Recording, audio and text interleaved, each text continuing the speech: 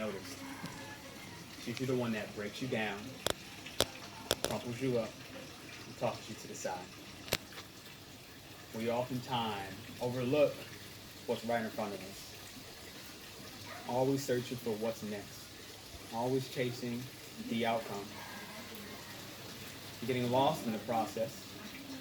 Getting lost in how are we going to make it to the next step, and the next step, and the next step. But again, when do we take a moment to pause, to assess not only just ourselves, but the people from the outside looking in and from the inside looking out? Is the larger impact the one that comes from within, or is it the external validation? That's the question we always got to ask ourselves. This, in my opinion, is where the largest impact is. When we take ourselves from a place of always considering what Paul thinks of me, or Mandy,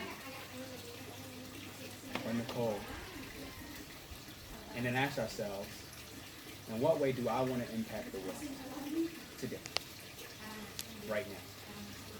And that's the only question that actually matters. What do you think? Awesome. Great job, brother. Hey, stay up here now. Okay. Good job, buddy.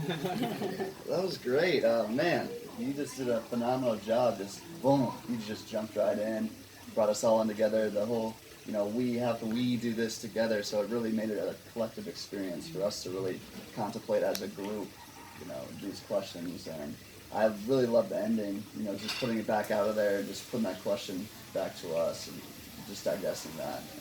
Phenomenal job. For sure. Thank you. Yeah. Appreciate it. Any feedback from the group?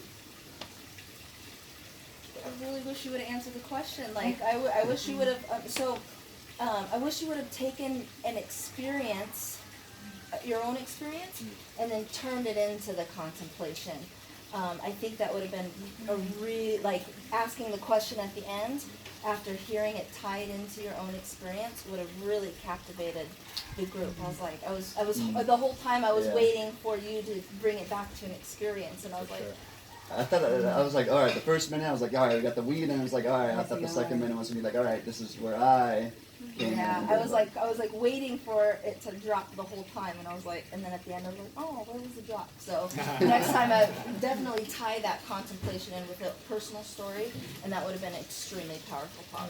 For sure. Thank you. Appreciate it. Maybe the Exactly second go. what I thought too. It was like I was waiting for the eye to come in, and then that actually made me feel about what was that bringing up for me? What was it, like the I-ism, and it would have just dropped it and made it complete.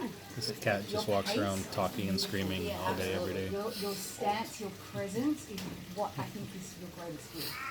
And don't change any of that. Don't bring any acting or the ethics into it. All of that, you've got it. I don't know what you do or where you're from, but I can feel that you've got some experience in public speaking, and I love your happy plans. And I want to share like just one thing on that, why this point is so important. There's a beautiful quote, and it's like motivational speakers usually always end up repelling those they're trying to inspire, because we're just trying to get into the motivation, and there's no connection piece with the self and the vulnerability.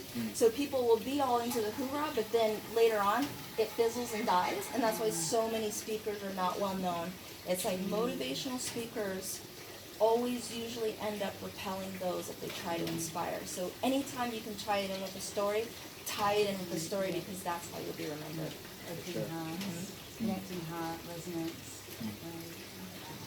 Round two. Yeah. All right. Good job, Thank Pete. you.